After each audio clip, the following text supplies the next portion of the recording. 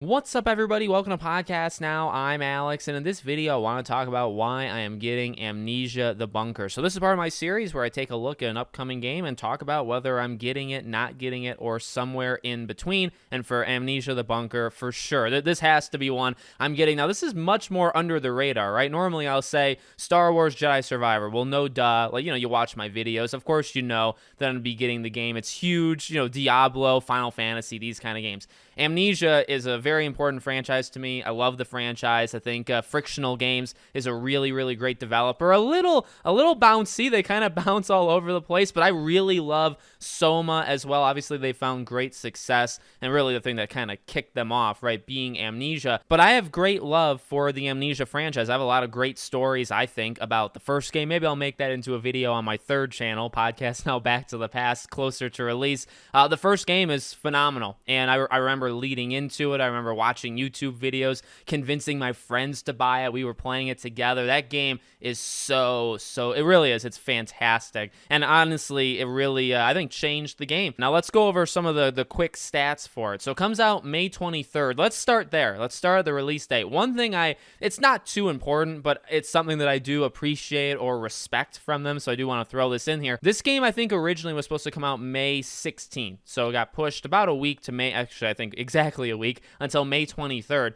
And in their reveal that the game was going to get delayed, right, when they said it was getting pushed, I'm pretty sure they talked about the competition. Like, they were having talks, and they said, okay, it's going to be better for us if we move a week. And you could say, well, what's that competition? Zelda. So, again, it's not a big deal, but I do respect them to be like, all right, look, games are afraid of the big dogs, right? So if you release around Final Fantasy or even maybe Star Wars, or there's the big ones, Hogwarts. No games released around Hogwarts. No games are releasing around Zelda, at least that want a chance to live, right? And we kind of all know that. Like, as consumers, we know that, and companies know it as well. So to hear them kind of outright say, hey, we know we'll get buried. We know we don't stand a chance. Let's push ourselves just a little bit. I highly respect that. So May 23rd, and it does get that now week by itself, right? So now you're removed. You're 11 days, I believe, after Zelda. And besides Gollum, Lord of the Rings Gollum, which I think is just a few days after it, you're pretty much alone. And, it's going to be small. I don't think this game is going to sell, tens of millions of units, but it still has a window where it's going to be kind of unmatched. And I think that's a good thing for it. In terms of the price, I wanted to bring this in because at the time I'm recording this, which I'll just be very transparent, May 2nd. Okay, I'm recording this May 2nd.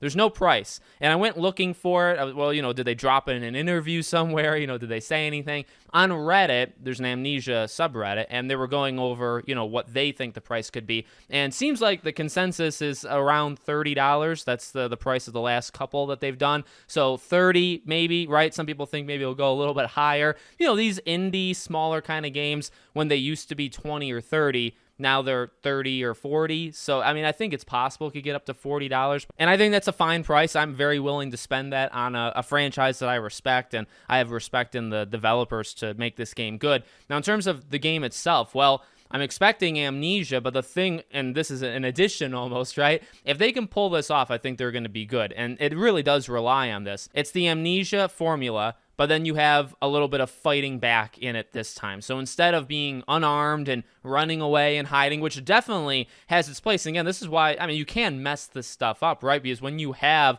weapons, I think you could even have a grenade in this game, when you have a pistol or revolver, right? When you have weapons, you aren't as pressured. You don't feel, generally, I would imagine, right? If you have a weapon versus if you don't. If you don't, all you can do is run and hide. If you do, you stand a chance. Maybe you stand and fight, right? So maybe now the enemies aren't as scary. Maybe you're not as tense as you would be, without it. So I think there is a fine line. Now, I think you could do both. It's not like horror games that have guns don't exist, right? You can definitely do pure horror and scare the bejesus out of us while we have weapons in the same way, or maybe a different way, but you can still accomplish it than if you had nothing. Because beyond that, we don't know too much about the game. They've dropped, I don't know if you want to call them developer diaries, but almost maybe journals is what they call them. Like they've dropped little diaries on their YouTube channel to kind of set the tone, set the year, set the atmosphere, for the game. But it looks great. I think visually it looks really, really nice. I like the setting. I like the age that it's being set in. I'm looking forward to it. I'll be playing it. I'll be buying it, and we'll see, what kind of content that I make on on the channel. So let me know